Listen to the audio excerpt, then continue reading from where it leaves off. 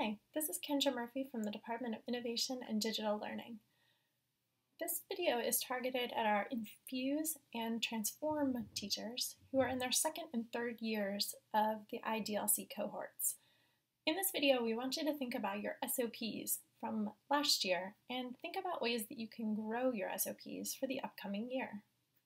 We're going to focus on reflecting on your SOP from last year, ways that you can grow when you're thinking about your SOPs, and ways that you can incorporate student agency or some student control and student input into your SOPs. Let's get started. Hello, IT? Have you tried turning it off and on again? Hello, IT? Have you tried turning it off and on again? Hello, IT. Yeah, have you tried turning it off and on again? Hello, IT?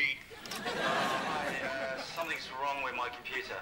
Have you tried turning it off and on again? No, oh dear. So we've all had cases in our classroom where we have to say the same thing over and over to our students.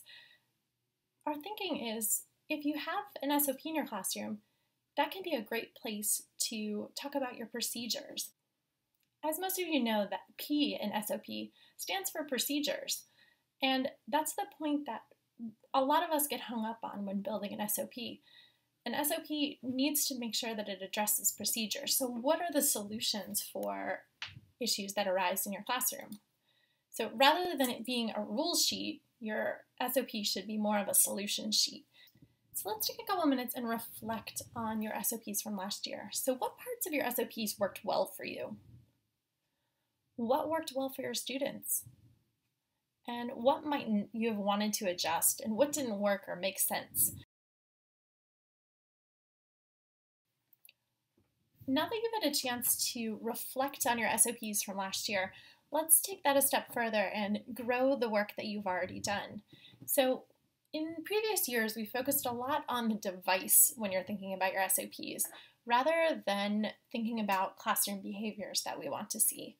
So think about continuing your SOP having to do with your device, but also think about SOP items that deal with learning, expectations, behavior, things that happen in your classroom. Try and think about what are common issues in your classroom. You can also think about coming up with a procedure for de-escalating situations. So if you know that you have students who struggle with certain situations or get themselves emotionally worked up, maybe those SOPs can have something for addressing issues like that. So if students need to remove themselves from a group, if they need some time to themselves, ways that you can lead your students to be successful and ways for your students to be independent in your classroom. You want to focus your SOPs on solutions rather than on punishments. Now that you've had a chance to grow your understanding of what SOPs can look like, I'd like you to consider one final aspect. This year we're going to focus a lot on student agency, and student agency at its heart is giving students control in the classroom over what they're learning and how they're demonstrating learning. So we'd like you to maybe think about developing a portion of your SOPs. Maybe it's one part, maybe it's all of it, depending on where you are in your journey and in your development. But how can you give your kids some control over what's going on in your class? Where is there an instance where they can share how the SOPs are working for them? And maybe your SOPs are already started for this year, and that's fine. But maybe at quarter or at semester, students can have some input on the SOPs for the class, and maybe they can come up with some solutions. So if you're having a hard time getting started with any of this, and you want to think of a way that students can use technology in your classroom, maybe think about having students build SOPs or use the SOPs that are already existing and have them record videos to demonstrate them. It's a great way for them to practice with technology in ways that maybe they haven't been using in your classroom.